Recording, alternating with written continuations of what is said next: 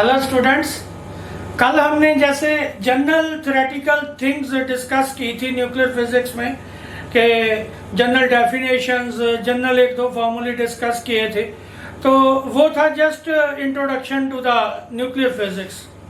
आज हम क्वेश्चंस करेंगे, डिटेल्ड डिस्कशन करेंगे और उसके ऊपर क्वेश्चंस करेंगे वेरियस के कैसे आते हैं। इसमें एक क्यू वैल्यू का क्वेश्चन आता है कि एनर्जी रिलीज कितनी होती है न्यूक्लियर रिएक्शंस में, है ना, उसके बारे में भी हम बात करेंगे सारी। तो ये ध्यान से देखिएगा। सबसे पहले अल्फा, बीटा, गामा, हम तीनों पार्टिकल का करेंगे कि कैसे कैसे उनका एमिशन होता है। सबसे पहले देखिए अल्फा डिके। अल्फा डिके में जैसे मैंने कल बोला था कि एटॉमिक नंबर जो है 2 यूनिट्स जो है डिक्रीज करता है और एटॉमिक मास जो है that decreases by 4 units and energy is released. इसमें जैसे हम यूरेनियम 238 को अपना 238 में से हम 92 ले लो, 92 यूरेनियम 238 में से हम 2He4 निकालते हैं प्लस 90 थोरियम 234।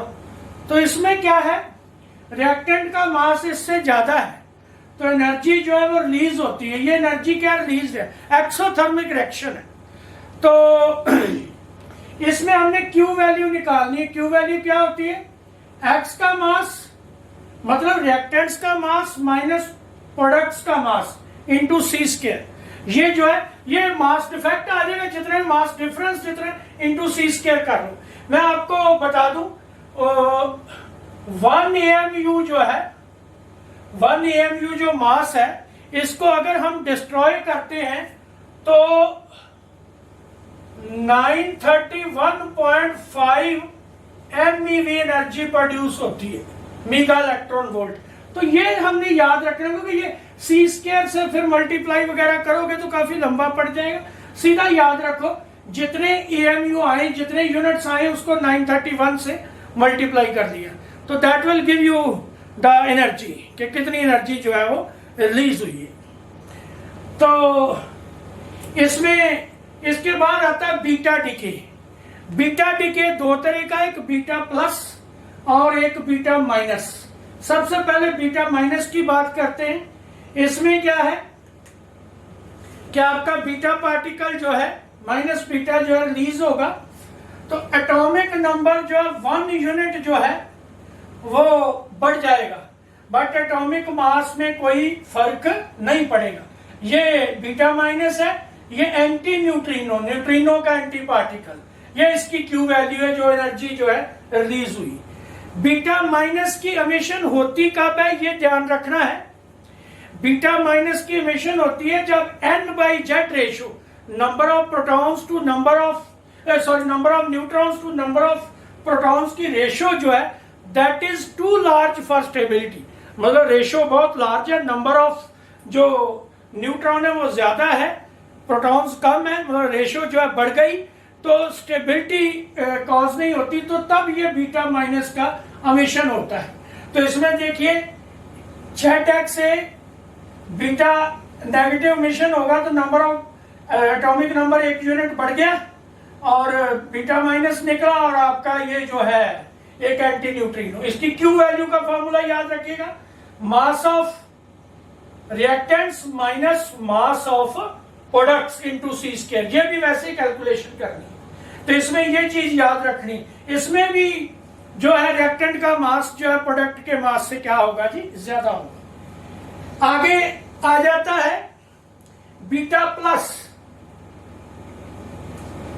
ये बीटा माइनस था, ये बीटा प्लस। इसमें क्या है, एटॉमिक नंबर जो है 1 यूनिट कम होता है। एटॉमिक नंबर क्या होता है, 1 यूनिट कम होता है, बट इसमें एटॉमिक मास जो है उसमें कोई फर्क नहीं पड़ता। बीटा पार्टिकल निकलता है, न्यूट्रिनो निकलता है। इसमें ये याद रखना है कि जो रिएक्टेंट है उसका प्रोडक्ट से जो मास है मिनिमम 2 इलेक्ट्रॉन मास तक ज्यादा होना चाहिए। मतलब कि रिएक्टेंट का जो मास है, जो लेफ्ट हैंड साइड पे हमने लिया, इसका मास जो है प्रोडक्ट से कितना ज्यादा होना चाहिए, 2 इलेक्ट्रॉन मास से ज्यादा होना चाहिए। मींस के the original atom is at least 2 electron masses larger than that of the final atom. मतलब इसका मास जो है इससे 2 इलेक्ट्रॉन मास जो है ज्यादा होना चाहिए, ये बात याद रखनी है। तो ये होता कब है, बीटा प्लस होता कब है, जब n/z रेशियो जो है that is very small, that is too small for stability, मतलब इतनी स्मॉल है कि स्टेबिलिटी नहीं हो सकती, तो फिर जो है ये बीटा प्लस होता है। बीटा माइनस में क्या होता है, एटॉमिक नंबर 1 यूनिट बढ़ता है। बीटा प्लस में क्या होता है, एटॉमिक नंबर जो है 1 यूनिट जो है वो कम हो जाता है। ऐसे इनकी क्यू वैल्यू निकालनी है। उसके बाद आ जाता है के कैप्चर। के कैप्चर क्या है, ये ध्यान से समझिए। इसमें इलेक्ट्रॉन कैप्चर भी बोला जाता है। इसमें मैं आपको बताता हूं के कैप्चर क्यों बोलते हैं। इसमें जैसे मैंने लिखा हुआ है कि n/z वैल्यू टू स्मॉल, मतलब कि n/z वैल्यू इसमें भी स्मॉल है, बीटा प्लस होना चाहिए था एमिशन, बट एनर्जेटिकली कई बार पॉसिबल नहीं होता। तो उसमें क्या करता है, उसमें जो प्रोटॉन है न्यूक्लियस के बीच में, वो क्या करता है, के शेल जो होती है which is very close to the nucleus, उसमें से एक इलेक्ट्रॉन कैप्चर कर लेता है, अंदर खींच लेता है इलेक्ट्रॉन। क्योंकि के शेल से इलेक्ट्रॉन देता है, इसलिए इसको क्या बोला जाता है, के कैप्चर। सो ये याद रखना है कि के कैप्चर या इलेक्ट्रॉन कैप्चर कब होता है, जब n/z जो है, मतलब न्यूट्रॉन टू प्रोटॉन रेशियो जो है वो बहुत स्मॉल है, टू स्मॉल है स्टेबिलिटी के लिए, बट बीटा प्लस का मिशन जो है वो एनर्जेटिकली पॉसिबल नहीं है। तो तब जो है जो के शेल है उसमें से एक इलेक्ट्रॉन जो है अंदर कैप्चर कर लेता है proton to convert it into a neutron. मतलब कि प्रोटॉन का नंबर जो है वो क्या हो जाएगा, डिक्रीज हो जाएगा। तो ऐसे इसकी फिर क्यू वैल्यू निकाल लेंगे, मतलब रिएक्टेंट माइनस प्रोडक्ट का मास इनटू c²। वही आपने याद रखना, मतलब 1 AMU जो है उसको 931 से जो है 931.5, आप 931 भी कर लो, दैट इज इक्वली सुटेबल। तो वो आप करके तो इसकी वैल्यूज आप निकाल सकते हो। उसके बाद आता है गामा। गामा में बेटा सीधी बात याद रखनी है, जैसा न्यूक्लियस है, मतलब जिसमें से आपका गामा पार्टिकल निकल रहा है, तो गामा पार्टिकल निकलने से ना एटॉमिक नंबर में कोई फर्क पड़ेगा, ना एटॉमिक मास में कोई फर्क पड़ेगा। जैसे प्रीवियस लेक्चर में मैंने बताया, सिंपली क्या होगा, स्टेबिलिटी कॉज करेगा। जैसे मैं एक एग्जांपल दिया करता हूं बच्चों को कि मान लो किसी का ऐसे फिंगर काट ली गई, फिंगर किसी की कट जाए तो अनस्टेबल हो जाता है ना बंदा। तो गामा पार्टिकल का रिलीज आप किससे कंपेयर कर सकते हैं, उसके ऊपर ड्रेसिंग कर दी गई। ड्रेसिंग करने से क्या है, थोड़ा कंफर्टेबल फील करता है ना। मान लो एक्सीडेंशियली फिंगर कट गई है किसी की, तो अनस्टेबल हो गया ना।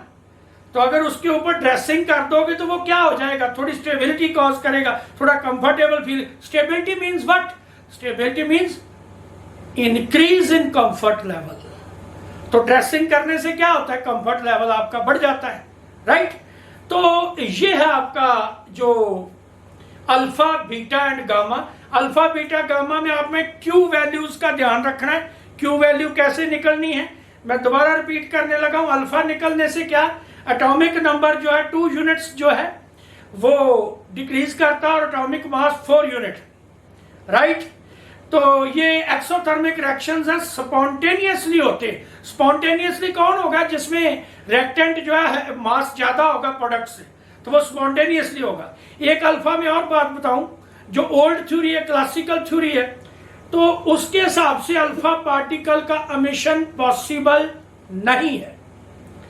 उसके हिसाब से जो अल्फा पार्टिकल है एमिट होता है, उसके पास एनर्जी होती है 4 MeV से लेके 9 MeV तक।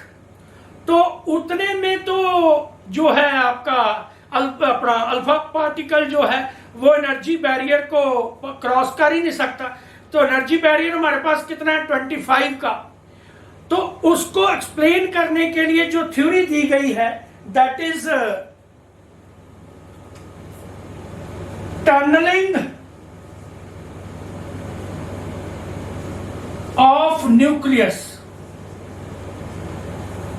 क्योंकि अल्फा पार्टिकल के पास एनर्जी कितनी है 5 से लेके 9 तक, बट चाहिए कितनी है 25, कई बुक्स में 26 भी दिया गया है। अब अल्फा पार्टिकल क्या करता है, ये मान लो न्यूक्लियस है, इस वॉल को क्या करता है स्ट्राइक करता है, कितना 10 रेज़ टू पावर 22 टाइम्स पर सेकेंड।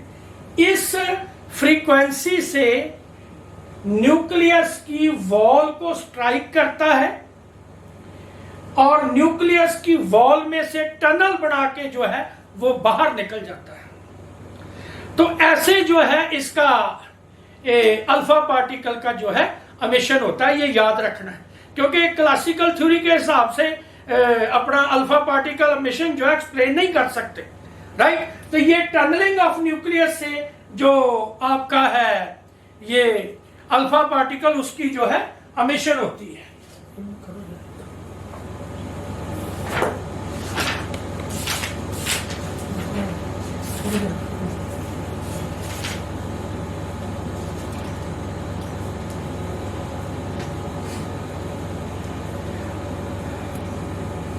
ये है एनर्जी इसके पास, इसको यूनिट लिख लो, ये है एनर्जी अल्फा के पास और ये इसको चाहिए। तो ये एनर्जी कहां से आनी है, फिर एक्सप्लेनेशन जो है टनलिंग से दी गई है, ये आपने याद रखना है। This is the important point. हाँ जी, अब मैं आपको बताने लगा हूं, this is the much awaited question. इसमें पूछा भी जाता है नीट में, जेई में, ये वाला क्वेश्चन, एक क्यू वैल्यू और एक ये, फिर हाफ लाइफ के भी क्वेश्चन करेंगे। इसमें जैसे ये आपको दिया हुआ 92 यूरेनियम 238 है, ये चेंज होता है 82 प्लम्बिक 206 में। इसमें पूछा जाता है कि ये कन्वर्शन में कितने अल्फा और कितने बीटा निकलेंगे जी, ये पूछा जाता है।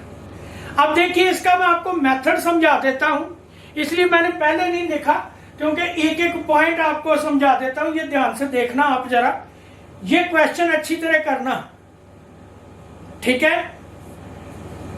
सबसे पहले क्या करना है, लॉस ऑफ एटॉमिक नंबर कितना है जी, 92 से 82 हो गया 10। लॉस ऑफ एटॉमिक मास कितना आ गया जी, 238 से कितना है 206, तो ये कितना आ गया जी 32। सबसे पहले ये निकालना आपने, उसके बाद पहले अल्फा पार्टिकल की बात करेंगे। 4 यूनिट लॉस इन एटॉमिक मास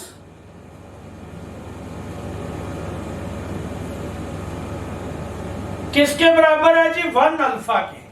इसका मतलब 4 यूनिट एटॉमिक मास होता है, तो 1 अल्फा हम अभी पढ़ के आए हैं।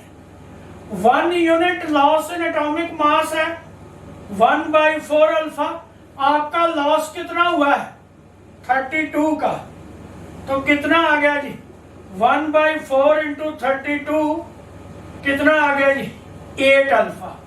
आपके अल्फा पार्टिकल एमिटेड कितने आ गए 8। अब हमने बात करनी बीटा की। बीटा का जब ऐसे जनरल दिया हो तो बीटा माइनस, ये याद रखिएगा। तो अब देखिए, with loss of beta particle atomic number increases by 1 unit and atomic mass remains same, ये याद रखना है। अब देखिए 8 अल्फा से क्या हुआ, ये आपके 8 अल्फा निकले हैं, इससे इफेक्ट क्या पड़ा न्यूक्लियस का, 8 इंटू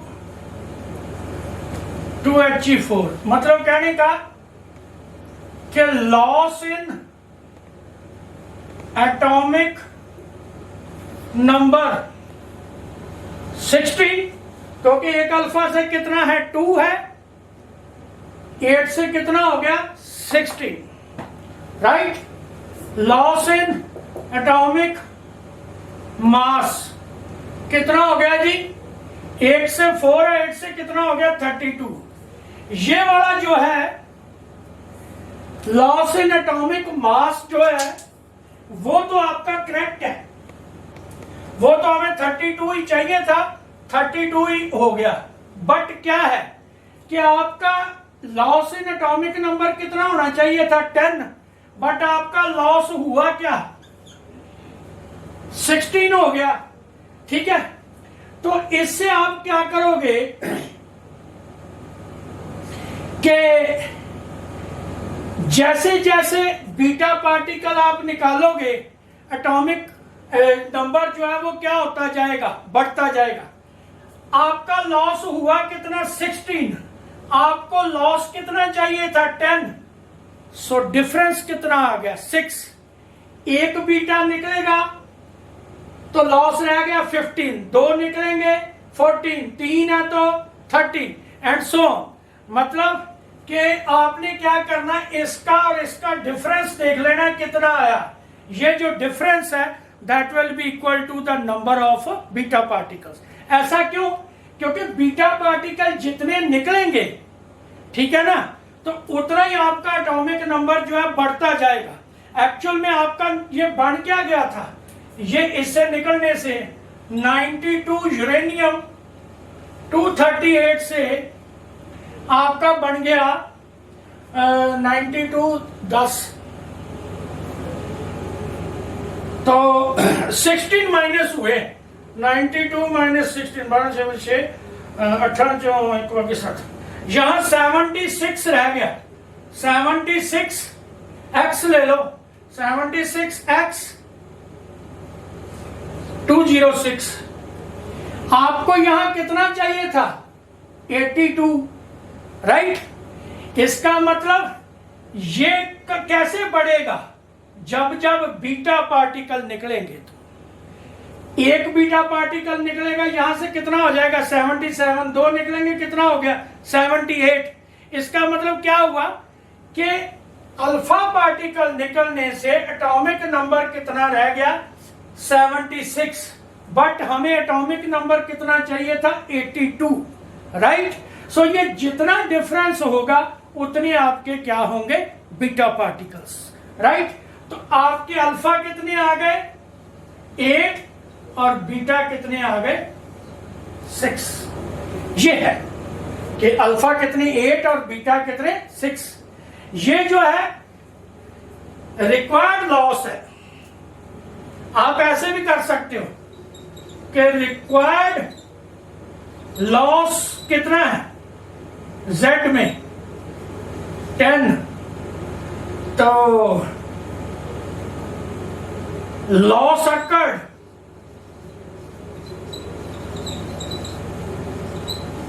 कितना 16, तो डिफरेंस कितना आ गया, ये क्या आ जाएगा beta particle. Is it clear. ऐसे निकालना अल्फा और बीटा। आपके अल्फा कितने आ गए 8 और बीटा कितने आ गए जी आपके 6। ये एक मिनट ध्यान से देखिएगा, एक क्वेश्चन मैं और करता हूं।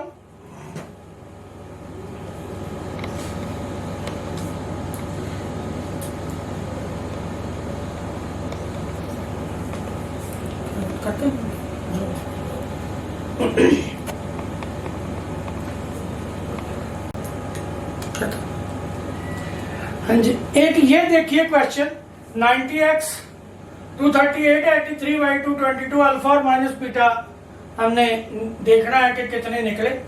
वही लॉस ऑफ एटॉमिक नंबर कितना आ गया जी? 7 units. Loss of atomic mass 8 और 8 16 यूनिट्स, राइट।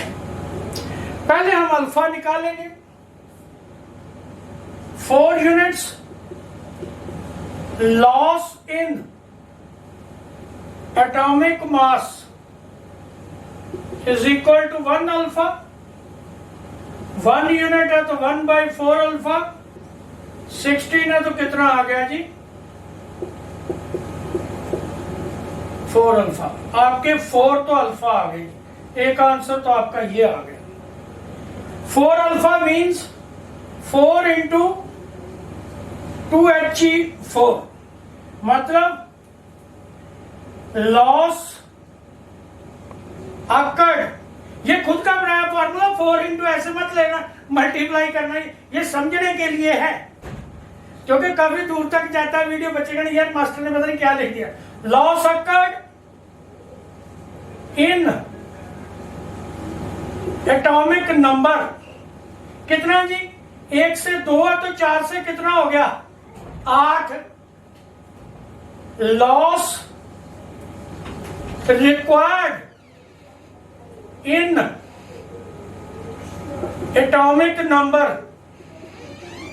कितना जी? 7। लॉस रिक्वायर्ड कितना है? 7। तो खुद ही देख लीजिए हमारा डिफरेंस क्या है। डिफरेंस कितना आ गया? 1 आ गया। इसका मतलब 1 बीटा -1 होगा और 4 जो है, क्योंकि हमारा लॉस कितना हुआ था एटॉमिक नंबर का? 7, बट इस कितना हो गया? 8 हो गया। तो 1 बीटा निकलेगा तो एटॉमिक नंबर जो है 1 बढ़ जाएगा, क्योंकि 8 लॉस हुआ था, 8 होने से कितना हो गया? ये 82 हो जाता। तो 1 बीटा निकला तो ये फिर 83 हो गया। इसका मतलब हमारे पास 4 अल्फा और 1 बीटा माइनस का अमिशन होगा, तब यहां से ये न्यूक्लियस निकलेगा। ये वाले क्वेश्चन अच्छी तरह करना, ये एक्सपेक्टेड है। नेक्स्ट लेक्चर में मैं हाफ लाइफ के, एक्टिविटी के और अपना फ्यूजन फिशन के क्वेश्चंस करवाऊंगा। तो ये वाला क्वेश्चंस जो है आप ध्यान से करना जरा। Thank you.